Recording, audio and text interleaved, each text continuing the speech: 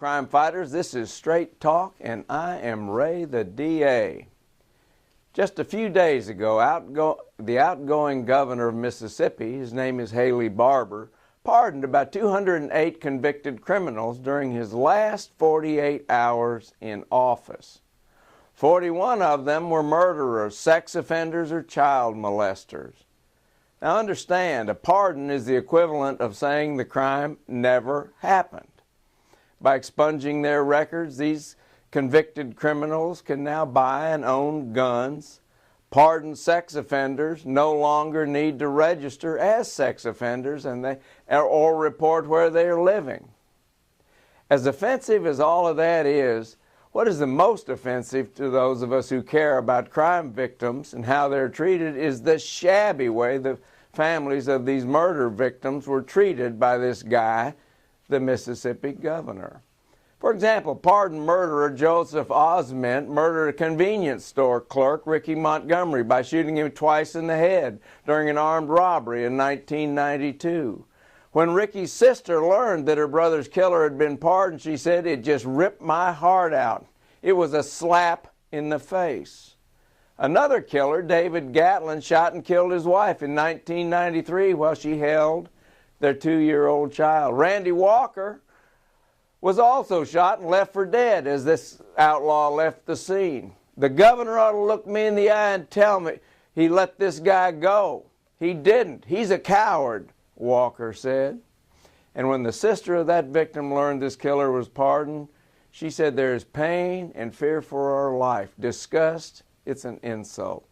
By the way, the Mississippi Parole Board denied Gatlin parole twice in 2010. Obviously, they didn't think it was safe to release him.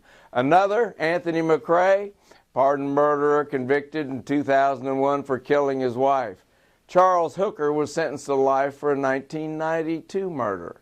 Both of these murderers were also pardoned by Governor Barbour. I suppose the pardon power is useful in cases in which there may have been a real injustice. However, this guy, the former governor of Mississippi, provides us with a classic example of how the pardon power should not be used. It's just another glaring example of the cruel and unusual treatment the victims of crime and their families by people who are supposed to be looking out for us. He did it on the last day of his term, so he would suffer no political consequences. And that really tells us more about him than anything else. If he felt all that strongly about these pardons, why didn't he talk about them during the middle of his term? Why didn't he talk with these family members face to face?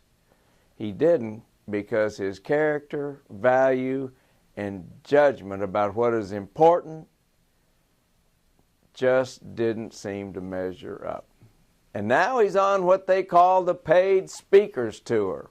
Well, I for one don't care to hear what he says, and probably wouldn't give a plug nickel to walk across the street to hear him. You see, his actions have spoken far louder than any words he can say. He ought to be ashamed for the way he treated the families of those murder victims.